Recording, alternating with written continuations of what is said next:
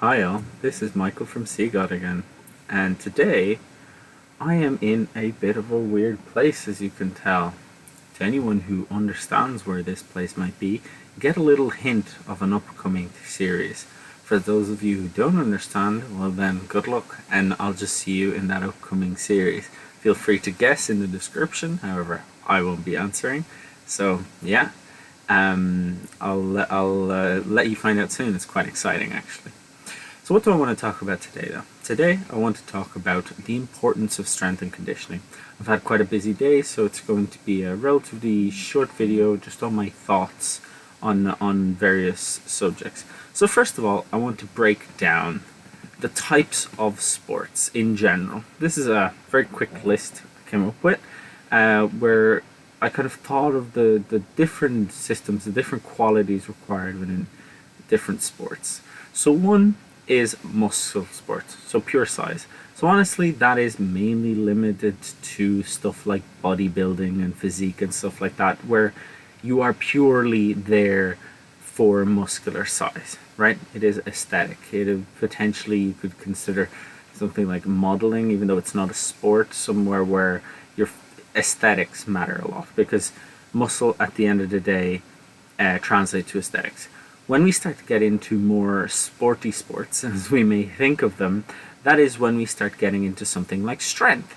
Strength, absolutely. We have powerlifting, we have strongman, we have arm wrestling, we have a few different sports. Where I'm talking about where the primary quality you need to develop is strength. Then we have power sports, so this could be something like Olympic weightlifting is a big example. I'm trying to think of another big example. Potentially certain aspects of strongman, anywhere where you need to lift stuff very fast. Actually, even American football and stuff like that, where you need a lot of power to get through. Then we have speed sports, and that could be stuff like sprinting or any short race at the end of the day. Then we have endurance sports, so anything like long distance cycling or long distance running or long distance anything. In the end, we have primarily skill sports. So, for example, something like archery, something like gymnastics is primarily a skill sport. And yeah, so that kind of covers the main types of sports that I could think of this afternoon. You know what? I'm sure there are other ways of breaking them down, of understanding them, but those are kind of the main types of sports. And I didn't mention all of the qualities here, but what are we looking at now? So, like, why is strength and conditioning important? Well, right. So, first of all, I think conditioning is a lot easier. For a lot of these sports, if you have better cardio, you're just better off. Like, imagine running a marathon without good cardio. Okay, that's not going to happen.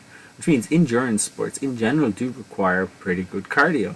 What about skill sports? Well, that depends. But for example, something like gymnastics, where your routine might last a minute or so, or even 2 minutes, depends.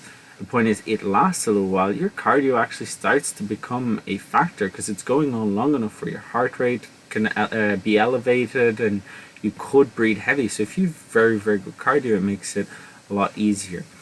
It starts becoming less important when you're looking more power, strength, muscle sports. However, there is still a certain amount of importance, because if you are trying to do a power sport such as Olympic weightlifting, if you have really good cardio, you have better work capacity, which means you can train better. Also, there's a certain amount of speed in Olympic weightlifting, but it's mostly power. What about strength sports? Well, again, we have work capacity. We also have, for example, powerlifting. When you're doing a deadlift, it is taxing on the entire system. So the better your system is, the more drive and power you can give it. So I genuinely think having better cardio doesn't hurt your deadlifts, for example, because at least breathing or your heart rate will be less of an issue, right? Then also, what about strongman? Well, strongman actually has a fair aspect of being able to do things for a certain amount of time, which does require a certain amount of cardio. Especially imagine, like, where they do as many deadlifts as possible, or or as many squats as possible, or they're running around with very heavy objects, you want to have pretty decent cardio. And then for muscle sports, honestly, not anywhere near as important. I'm mainly thinking of bodybuilding, but again, better cardio actually means you can stay on stage longer and hold your physique better. So there is a certain aspect to the conditioning side of strength and conditioning within all of this. So the point here is, I genuinely think that the better you are at every minimal aspect, the better you are, right? Because even though you're better off training certain areas rather than others, you still should train the others if you want to be in the top of the world in these things. Then I call it strength, but it's more developing the other systems. So hypertrophy, strength, power, speed. Why are those useful? Well, they're useful to various levels depending on the sport. But for example, so within muscle, honestly, your strength, your power, your speed don't matter, and there's a reason for that, because this goes in order. Meanwhile, if you're doing a strength sport, actually doing a certain amount of hypertrophy is absolutely necessary, and same for power. Then doing a certain amount of hypertrophy and a certain amount of strength is absolutely necessary. It makes you much, much better at those other factors. And then for speed, actually doing all of those. So there is a sequence to this as well, where you want certain qualities because they potentiate other qualities. They improve other qualities, right? And then I'm thinking, okay, that's really obvious. If you want hypertrophy-based sport, strength-based sport, power-based sport, speed-based sport, you want those things, right? Even something like soccer, which is speed and cardio. You want, if you have more muscle in the right areas, within reason, right, as well, there is a point to being light. Like a really heavy bodybuilder will have a harder time, but however, they have a tremendous amount of potential for strength, power, and the speed. Have you seen some of the bounce on those bodybuilders? It's crazy. They look heavy, but they're not a fat person, right? Anyway, then the big question for me is around skill sports. And honestly, though, the point I want to make is, for skill sports, if you have more control over your body, you are more capable of performing a skill, right?